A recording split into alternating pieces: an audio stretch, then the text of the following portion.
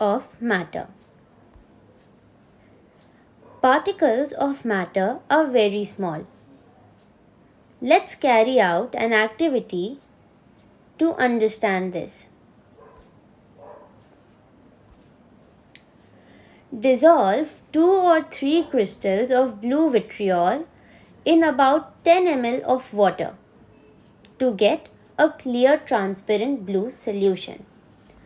Take 4 beakers and label them as A, B, C and D as you can see in this picture.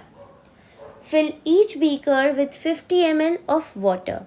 Now transfer 5 ml of solution to beaker A and stir it properly to get a uniform blue color.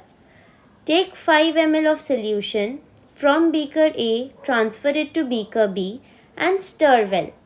Again transfer 5 ml of solution from B to C and then C to D. What do you observe?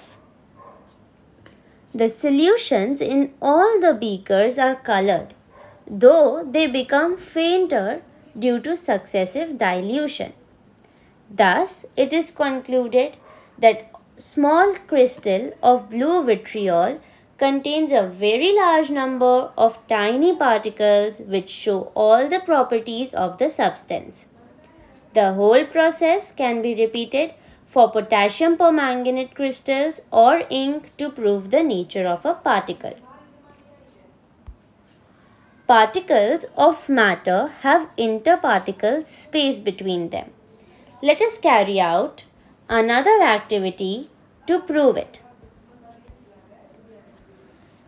Take 100 ml of water in a graduated cylinder and add 20 grams of sodium chloride to it.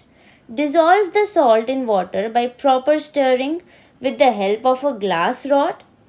When all the salt has dissolved in water, you will notice that there is no increase in the water level in the cylinder.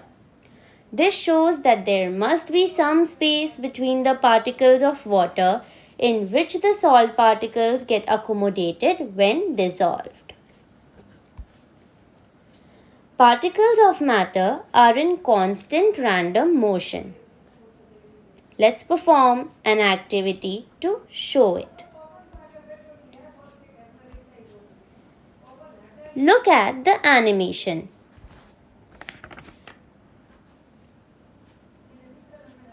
A glass jar full of bromine vapors is taken. Another glass jar is inverted over it. It is observed that after some time the reddish brown vapors of bromine also spread out into the upper jar. This mixing is called diffusion. The rate of diffusion is the fastest in gases and the slowest in solids. It increases with an increase in temperature.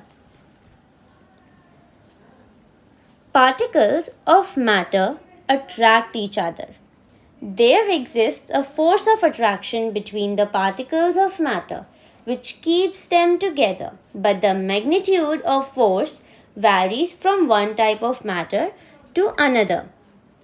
A piece of chalk can be broken into pieces very easily, while a piece of coal requires a greater force to break, and a metal piece of copper or steel cannot be broken easily.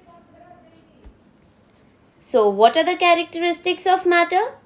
Particles of matter are very small. Particles of matter have interparticle space between them.